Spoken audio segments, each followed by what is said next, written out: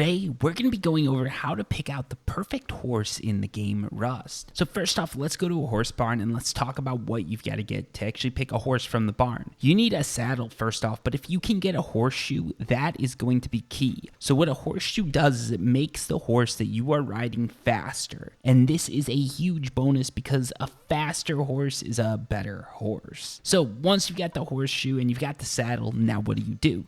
Go over to your horse, get on it, put the horseshoe on. But if you pick the first horse that you saw, you might have done something wrong. So let's go ahead and take this horse and compare it to this horse over here.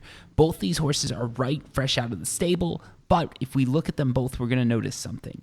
This horse has a lower max speed than this horse. And even if you take the horseshoe off, you're going to notice there is a roughly 10 km/h difference between the horse speeds. Now this might not sound like it matters that much, but it sort of does, especially when you're in a combat situation. One thing though to note is that as you use a horse, that max stamina is going to get lower.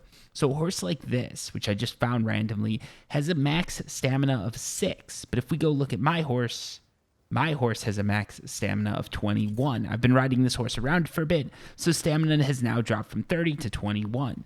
If we go over here to this white thoroughbred, you can notice it's 54 km/h. We put on that horseshoe, now we're getting 63 km/h, so this thing is really flying, and that is why you always want to look at your horse stats, because it can make all the difference when you're trying to cover a huge amount of map territory, and it just means that you're faster.